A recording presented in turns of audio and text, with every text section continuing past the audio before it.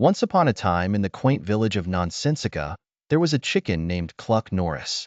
Cluck was not your ordinary chicken.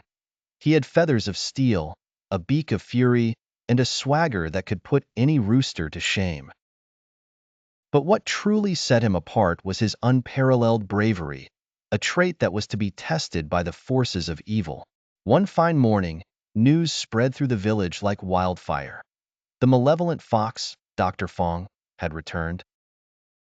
Dr. Fong was infamous for his cunning plots to raid chicken coops and his penchant for leaving cryptic, taunting notes.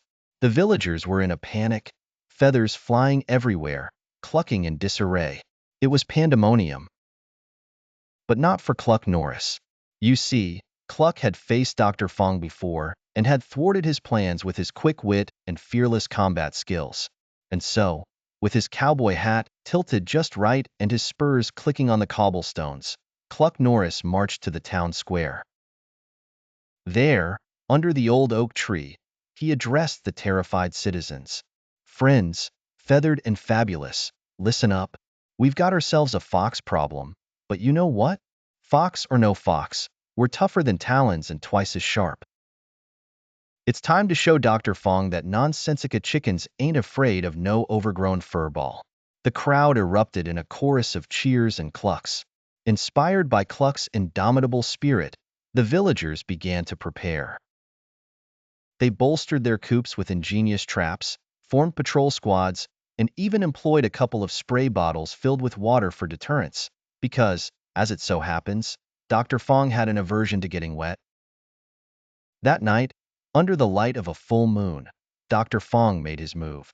Sneaking into the village with the stealth of a shadow, he approached the first coop, only to trip a wire that released a bucket of water over his head. Yelping in surprise, he bolted to the next coop, but there he was met with Cluck Norris himself, standing beak to beak in a showdown of epic proportions. "So, Dr. Fong, thought you could just strut into our village and have chicken dinner on us, eh?" "Not on my watch, Furface." The two circled each other, eyes locked, until Dr. Fong made the first move, a pounce aimed straight at Cluck.